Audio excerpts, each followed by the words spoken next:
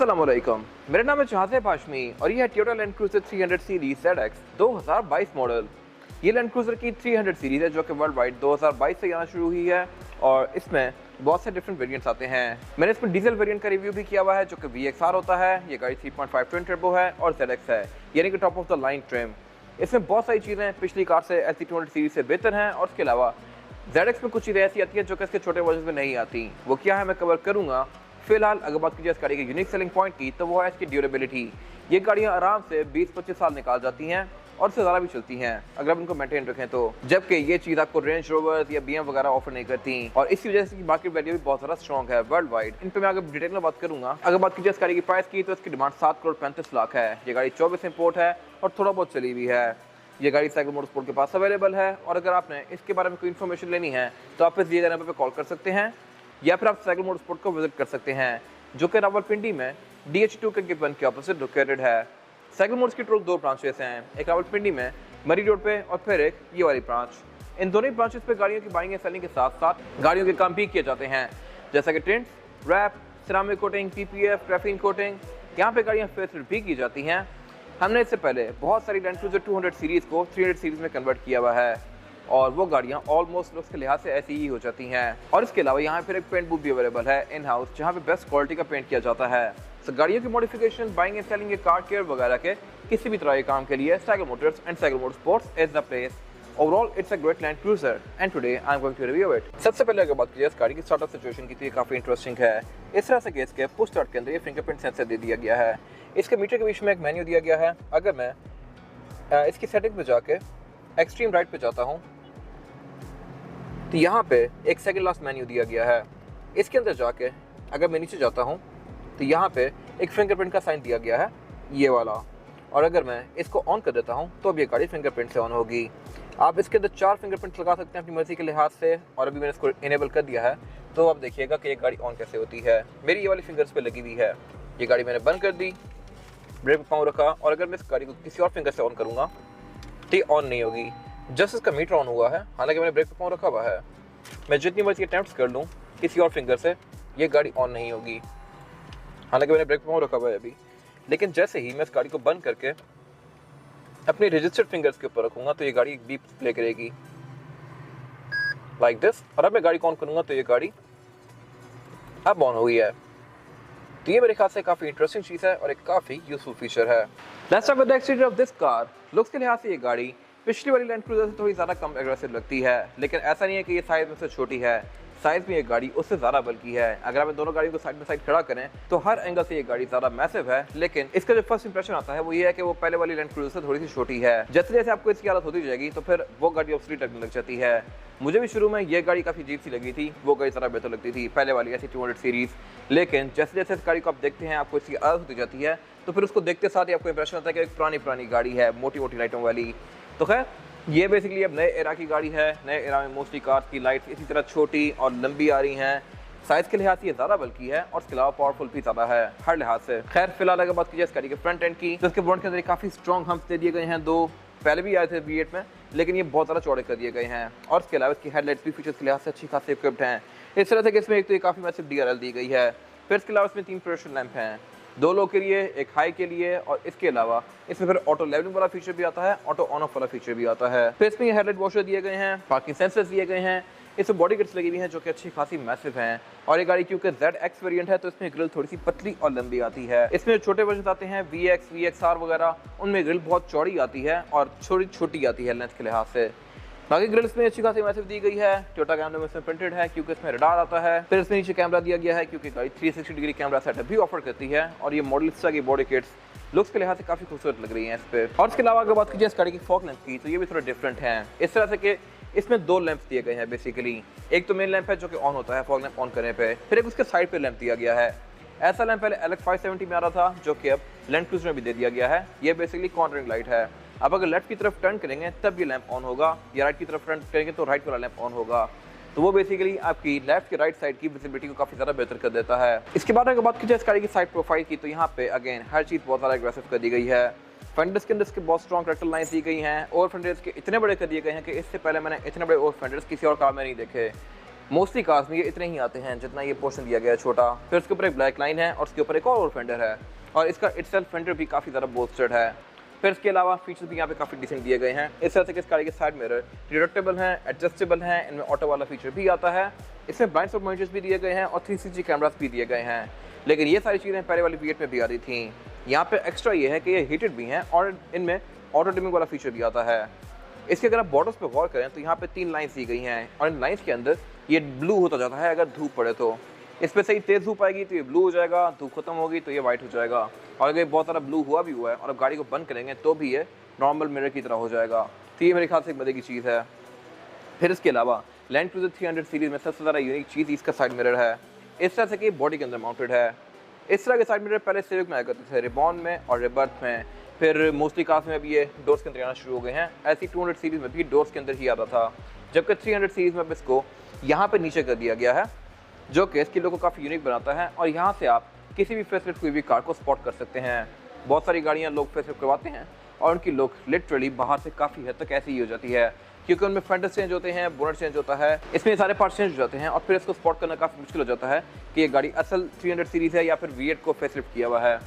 सो आप side mirror को देख के फ़ौरन पकड़ सकते हैं, या फिर इसमें जो क्रोम की फ्रिल्स हैं इसका डिज़ाइन भी काफ़ी यूनिक है।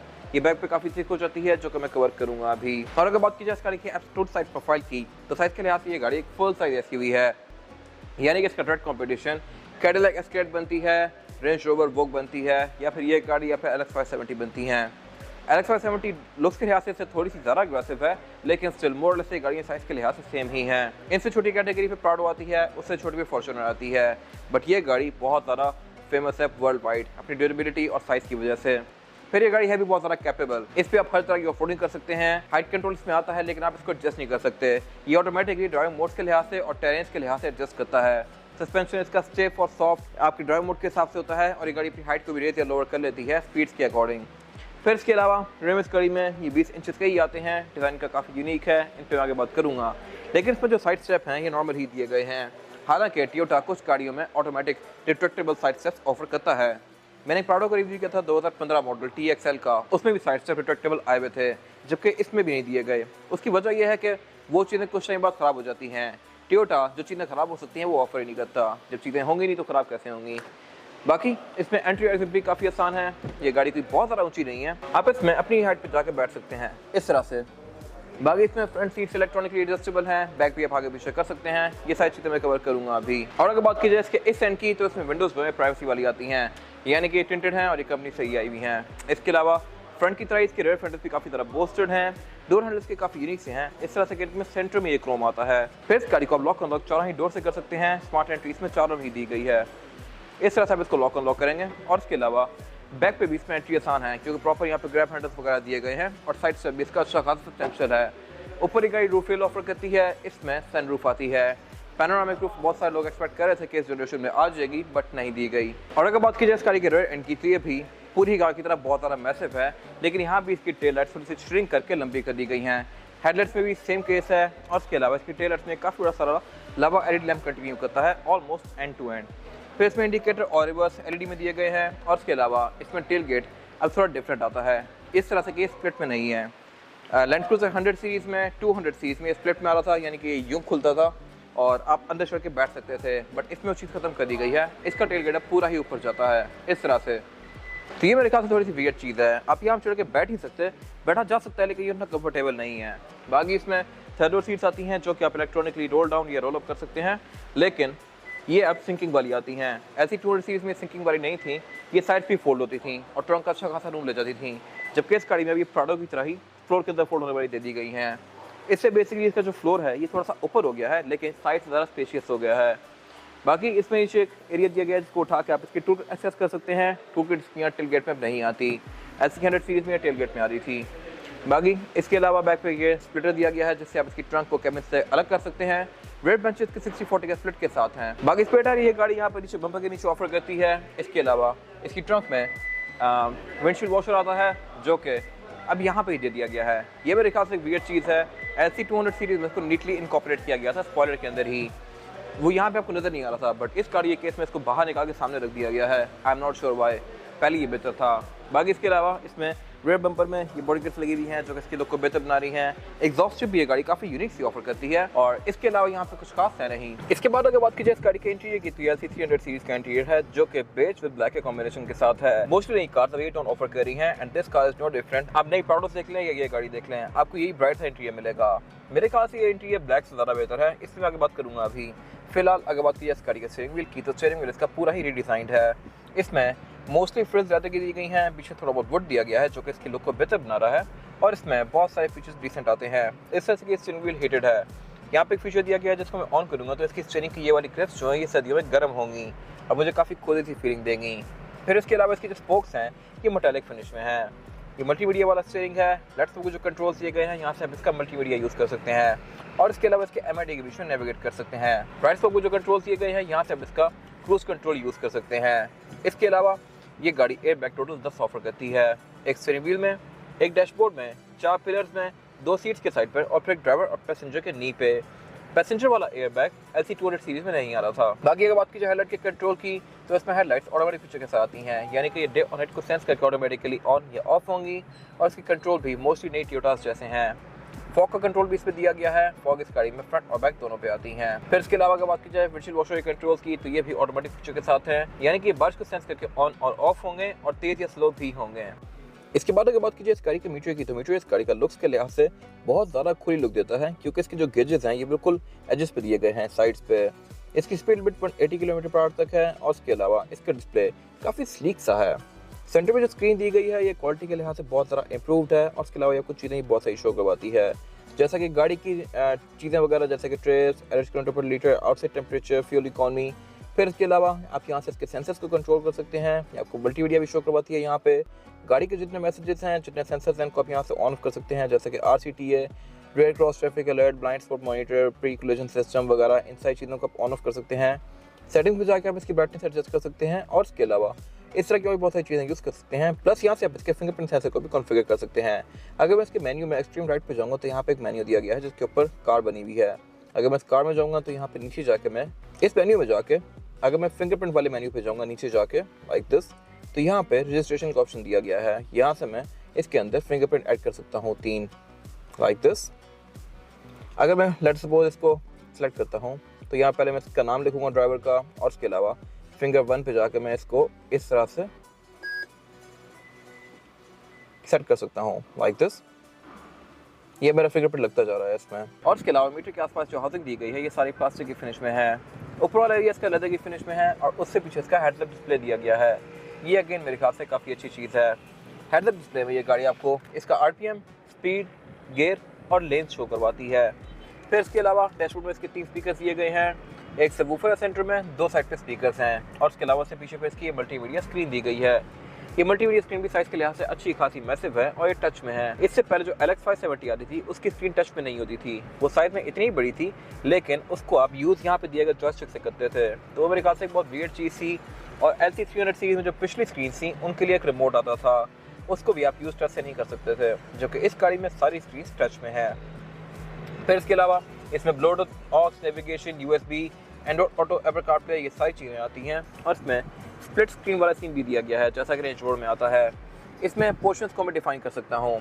अभी राइट पे मुझे ये गाड़ी इसका क्लाइमेट कंट्रोल इस तरह की चीज़ें शो करवा रही है। इसको मैं स्वाइप करूँगा तो गाड़ी की स्टार्ट आ जाएंगी, फिर स्वाइप करूँगा तो यहाँ पे मल्टीमीडिया आ जाएगा। तो ये सारी चीज़ें मैं इस तरह से यहाँ से यूज़ कर सकता हूँ और बाकी स्क्रीन पे मेरा नेविगेशन या गाने वगैरह जो भी है वो चलता रहेगा। सेम लेफ्ट पैसेंजर भी कर सकता है, वो यहाँ से बैठ के ये साइड अपने पास ले जा सकता है इस तरह से। तो ये मेरे ख्याल से स्प्लिट स्क्रीन वाला एक मज़े का सीन है। ये चीज़ से पहले रेंज रोड में आती थी। उसके नीचे फिर इसके एयरवेंट्स दिए गए हैं, क्लाइमेट कंट्रोल दिया गया है। क्लाइमेट कंट्रोल एक गाड़ी 4 जोन ऑफर करती है, यानी कि फ्रंट दोनों और बैक दोनों पैसेंजर्स के लिए अलग अलग जोन्स दी गई हैं और इसके अलावा इसमें सीट्स हीटेड और वेंटिलेटेड भी हैं, चारों ही सीट्स। ये चीज़ भी LC 300 में पहली बार आई है। 200 सीरीज़ में फ्रंट सीट्स वेंटिलेटेड थी, बैक सीट सिर्फ हीटेड थी, बट इसमें फ्रंट और बैक चारों की सीट्स हीटेड भी हैं, वेंटिलेटेड भी हैं। इनको आप इन बटन से ऑन ऑफ कर सकते हैं। इसके बटन्स को भी काफ़ी सब्सटेंशियल कर दिया गया है और काफ़ी ऊपर ले आया गया है, जबकि LC 200 सीरीज़ में ये बिल्कुल नीचे करके दिए गए थे। उससे नीचे मल्टीमीडिया के फिजिकल बटन्स दिए गए हैं और CD का इंसर्ट दिया गया है। साउंड सिस्टम ये गाड़ी JBL को ऑफर करती है तो उसकी यहाँ बैजिंग दी गई है और उसके अलावा राइट साइड पे इसका ड्राइव मोड सेलेक्टर दिया गया है। ड्राइव मोड को अगर मैं सेलेक्ट करूंगा और इस नॉब को घुमाऊंगा तो मुझे गाड़ी इसके ड्राइव मोड शो करवाएगी, जो कि है eco, comfort, normal, sports, sport plus और कस्टम। ये इसमें टोटल 6 ड्राइव मोड्स हैं। फिर अगर मैं MTS पे क्लिक करूंगा तो फिर ये मोड चेंज हो जाएंगे। अब अगर मैं इस डायरेक्ट को घुमाऊंगा तो ये इसके ऑफ रोडिंग के मोड सिखाएगा मुझे, जैसा कि ऑटो, डर्ट, सैंड, मड और डीप स्नो। फिर इसके अलावा नीचे डाउन असिस्ट कंट्रोल और क्रॉल कंट्रोल दिया गया है। ये बेसिकली इसके ऑफ रोडिंग के क्रूज कंट्रोल्स हैं। क्रॉल कंट्रोल में एक गाड़ी इंजन की पावर को यूज़ करके खुद फंसी हुई जगह से बाहर निकलेगी या फिर काफ़ी कम टर्निंग रेडियस पर टर्न कर सकती है। फिर इसके अलावा नीचे यहाँ पे इसका डिफरेंशियल लॉकिंग दिया गया है, 4x4 के कंट्रोल्स दिए गए हैं। इसमें जो 4x4 की सिलेक्शन है वो है H4 और L4। ये गाड़ी ऑल टाइम 4x4 है। फिर इसके अलावा पीछे इसके ये पार्किंग ब्रेक दी गई है, ब्रेक होल्ड दिया गया है और गेयर सेलेक्टर दिया गया है। इसमें जो गेयर सिलेक्शन है वो है PRND और इसको साइड पे करके मैनुअल पे करके मैं इसको मैनुअली भी अप शिफ्ट डाउन शिफ्ट कर सकता हूँ। ट्रांसमिशन इस गाड़ी में 10 स्पीड आती है। फिर इसके अलावा साथ यहाँ पे इसका एक ये चार्जिंग पैड जैसा एरिया दिया गया है। ये चार्जिंग पैड नहीं है, ये जस्ट ड्रॉर ही है। और इसके अलावा इसका C2C पावर आउटलेट दिया गया है। यहाँ पे इसका मेमोरी कार्ड भी इंसर्ट कर सकता हूँ मैं साइड पे। और इसके अलावा USB के लिए भी एक पोर्ट दिया गया है। उससे पीछे पे इसके ये कप होल्डर्स दिए गए हैं। कप होल्डर इस गाड़ी में 2 दिए गए हैं, एक कम डीप है, एक ज़्यादा डीप है। राइट वाले कप होल्डर के मेरे अगर लिड को निकालता हूँ तो नीचे कप होल्डर काफ़ी ज़्यादा डीप है और उसके अंदर मैं कोई बॉटल वगैरह भी रख सकता हूँ। उससे आसपास वाला सारा एरिया ये वुड की फिनिश में है। उससे पीछे वाला एरिया इसका सेंटर कंसोल है। ये भी इंटरेस्टिंग है इस तरह से कि ये 3 साइड से ओपन हो सकता है। अगर मैं इसको यहाँ से ओपन करना चाहूँ तो ओपन हो जाएगा, लेकिन इसको पैसेंजर भी ओपन कर सकता है इस तरह से। और इसके अलावा बैक पर बैठे हुए लोग भी इसको ओपन कर सकते हैं इस तरह से। तो ये मेरे ख्याल से काफ़ी इंटरेस्टिंग डिज़ाइन है। इसके अलावा ये centre console basically cool box है। इसको मैं यहाँ से ऑन या ऑफ कर सकता हूँ लाइक दिस। और अगर बात की जाए इस गाड़ी की सीट्स की तो सीट्स भी इसमें परफोरेटेड आती हैं, यानी कि इसमें पंच होल्स दिए गए हैं और ये पंच होल LC200 सीरीज़ की सीट से ज़्यादा बड़े हैं। इनमें काफ़ी बड़े सुराख दिए गए हैं जहाँ से गाड़ी हवा थ्रो करती है यहाँ पे वेंटिलेटेड सीट्स की, और ये सीट्स हीटेड भी हैं। फिर इसके अलावा ये सीट्स चौड़ाई के लिहाज से अच्छी खासी स्पेशियस हैं। फ्रंट दोनों सीट्स इसमें इलेक्ट्रॉनिकली एडजस्टेबल हैं और इसके अलावा इसका सेम लेदर डोर्स के अंदर भी कंटिन्यू किया गया है। डोर्स भी इस गाड़ी के 3 कॉम्बिनेशन में हैं, वुड के, बेज के और ब्लैक के। और इसके अलावा अगर बात कीजिए ड्राइवर की सीट की तो इसमें 3 मेमोरी फंक्शंस दिए गए हैं। विंडोज़ गाड़ी में सारी ही पावर्ड आती हैं और सारी सिंगल टैप वाली हैं, यानी कि इनको मैं सिंगल टैप से फुली रोल डाउन या रोल अप कर सकता हूँ लाइक दिस। फिर इसके अलावा यहाँ राइट साइड पे कुछ और कंट्रोल्स दिए गए हैं, जैसा कि साइड मिरर को फोल्ड करने के साइड मिरर इस गाड़ी में ऑटोमेटिक फीचर के साथ आते हैं, यानी कि ये गाड़ी को लॉक अनलॉक करने के साथ साथ ऑटोमेटिकली फोल्ड और अनफोल्ड होंगे। और इसके अलावा फिर यहाँ पे इसका ट्रैक्शन कंट्रोल दिया गया है, ऑटो लेवलिंग हेडलाइट्स का स्विच दिया गया है। बाकी अगर बात कीजिए सेंस शेड्स की तो इसमें ड्राइवर और पैसेंजर दोनों के लिए दिए गए हैं और इनमें वैनिटी मिरर भी आते हैं। वैनिटी मिरर के साथ इसकी लाइट दी गई है जो कि ऑटोमेटिकली ऑन और ऑफ होती है। और इसके अलावा रेयर व्यू मिरर भी इस गाड़ी में ऑटो डिमिंग वाला आता है। ऊपर यहाँ पे सनग्लास होल्डर दिया गया है, कैबिन लाइट्स इसकी LED में है और इसमें सनरूफ आती है जिसको आप यहाँ से ओपन और क्लोज कर सकते हैं लाइक दिस। और इसके अलावा यहाँ पे कुछ खास है नहीं। इसके बाद अगर बात की जाए इस गाड़ी में रेयर पैसेंजर्स के लिए सीटिंग कैपेसिटी की तेरी बैक पे अच्छी खासी स्पेशियस है। मेरे पास लेगरूम का यहाँ पे बिल्कुल भी कोई इशू नहीं है, हालांकि फ्रंट सीट मैक्सिमम पीछे है। और इसके अलावा हेडरूम का भी इस गाड़ी में बिल्कुल भी कोई इशू नहीं है।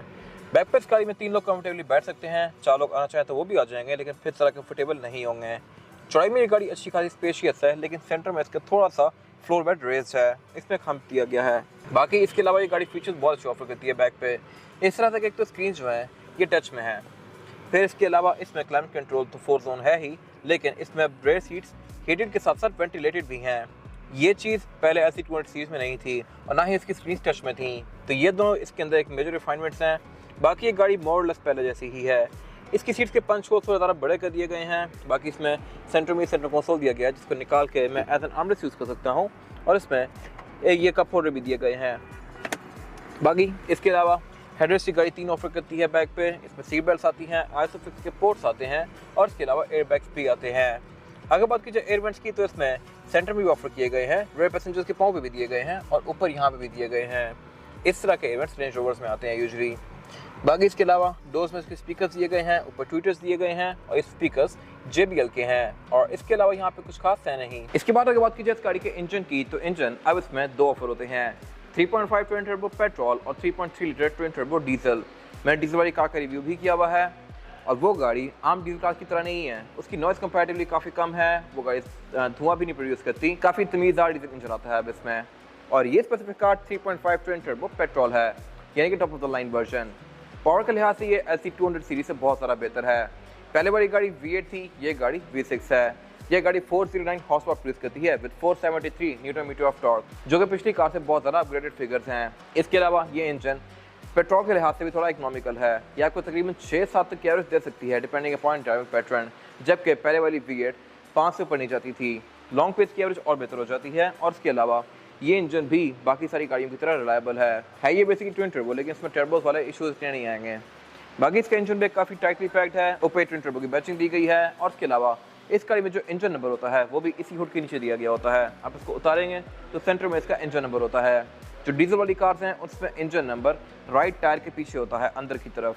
मैंने इन पे गाइड्स बनाई हुई हैं और आप जाके हमारे पेज पे देख सकते हैं। खैर, इसके अलावा स्टीयरिंग व्हील इसमें हाइड्रोलिक वाला आता है, पावर स्टीयरिंग फ्लूइड इसका यहाँ पे दिया गया है, इंजन भी इसका काफ़ी वेल इंसुलेटेड है और इसके अलावा इसमें फिर ABS, traction control, drive modes वगैरह आते हैं। फिर ये गाड़ी है भी ऑल टाइम 4x4, आप इसको 4x2 पे स्विच नहीं कर सकते। बोनट के अंदर इसकी इंसुलेशन दी गई है, बोनट इस गाड़ी का ओपन हाइड्रोलिक से होता है और इसके अलावा यहाँ पे कुछ खास है नहीं। ये था आज का रिव्यू। अगर आपको ये रिव्यू पसंद आया है तो इस वीडियो को लाइक कीजिए, मेरे चैनल को सब्सक्राइब कीजिए और अगर आपके पास गाड़ी से रिलेटेड कोई भी राय है तो उसको कमेंट सेक्शन में शेयर जरूर कीजिएगा, ताकि वो लोग जो ये गाड़ी लेने वाले हैं वो आपकी राय से फ़ायदा उठा सकें। अपना ख्याल रखिएगा। Thank you.